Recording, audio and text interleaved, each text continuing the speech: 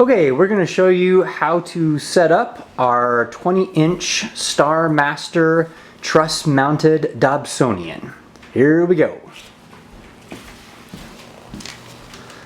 So Hannah's going to begin by taking the two wheels off the telescope.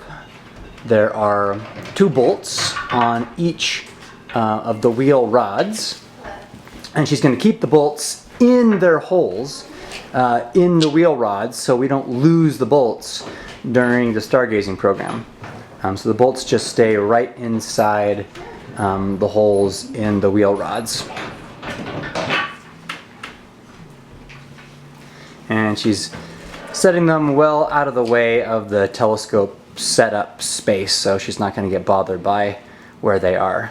And taking the blanket out from where it was padding the focuser of the telescope, and she's going to pull the secondary assembly out of the rocker box and put that to the side for the moment.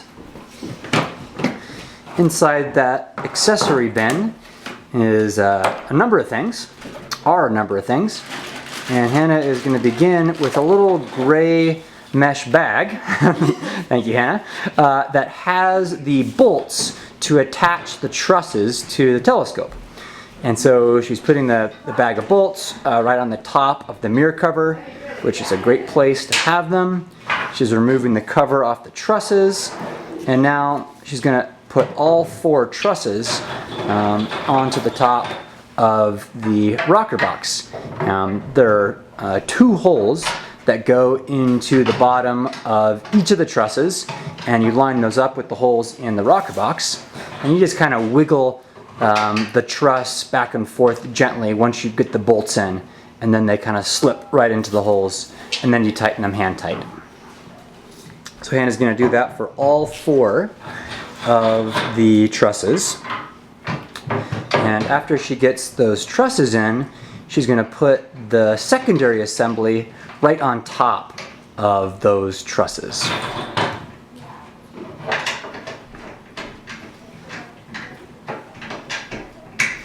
One thing you want to be aware of while you're doing this is not to cross thread the bolts into the holes for the trusses.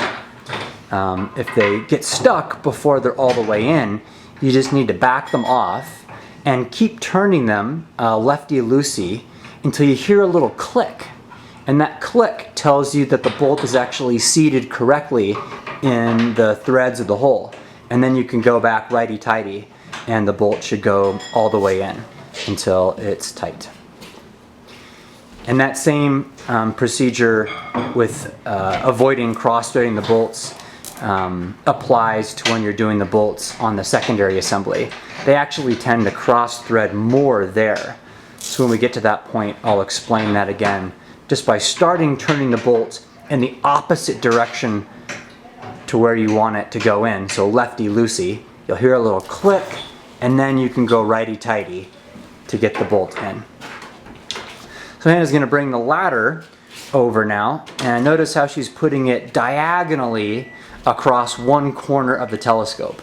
That gives you the best vantage point to put the secondary assembly up onto the top of the trusses. And so Hannah's going to line up the secondary assembly so that the focuser is over the altitude motor, which you can see down on the bottom, near the bottom of the rocker box. It's that silver circular mechanism down there, and you want the focuser on the secondary assembly that Hannah's putting on to be on the same side as the telescope as that altitude motor.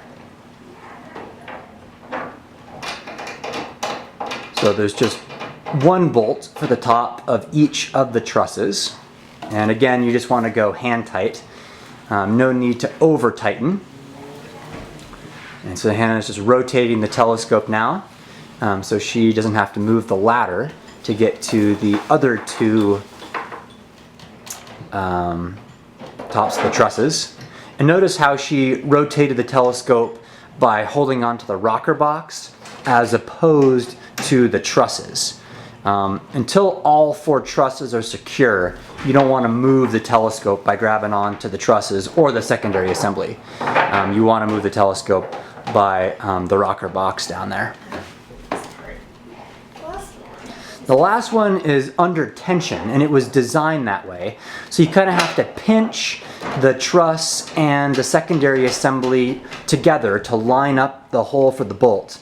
Once it's lined up, it should go in pretty easily, but it is going to be under tension, and that's normal. That's what we want. Okay, so Hannah's going to move the ladder out of the way now that the trusses and the secondary assembly are good. And she's going to rotate the telescope down.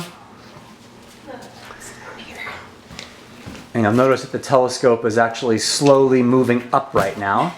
And that's because there are a couple more components we have to put on it until it's fully balanced. So this is normal right here for the telescope to move without anybody touching it. So Hannah's going to start by putting the dew shield on the telescope. I've also heard them called dust covers, light shrouds. But what it is something that will prevent dust and stray light from getting onto the primary mirror of the telescope. And you just slip it right over the top of the telescope. You have to open it up though before you put it on. Now she's got it open. Yep. That's a lot easier. And you'll notice that the way she's putting it on leaves a little drawstring at the top.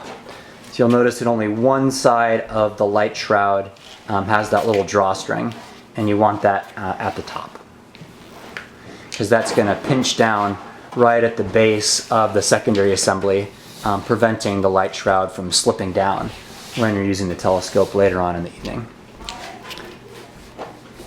So when she's got that all set, she's going to cinch that cord.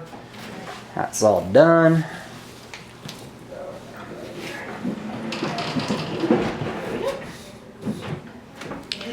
Great.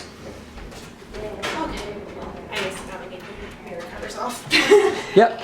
So yeah, once you've got the light shroud on, then you can take the covers off both of the mirrors. There's a cover on the secondary mirror, which is also on a drawstring. And you just open that drawstring and pull that little cover off the secondary mirror, just making sure it doesn't get stuck on anything while you're doing that. And that can go in the accessories bin.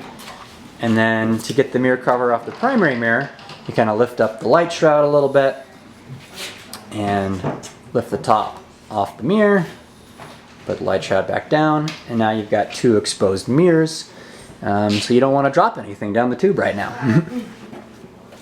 So the next thing Hannah's going to put on is the Telrad spotting scope. This is the last piece that we need to balance the telescope. And so once she gets this on, the telescope should be totally balanced. And maybe Hannah, if you can rotate the telescope a little bit, they can see what you're doing. So there are 2 little screws that attach the Telrad, and underneath the Telrad there are 4 little feet that you have to put in the little grooves. And once you get up close to that, you'll see it. You'll notice that the part of the Telrad that has the little plastic plate is just over the focuser. If you put it on the other way with the little plastic plate near the top of the secondary assembly, you've got it on backwards. So you want that plastic plate just over the focuser. All right.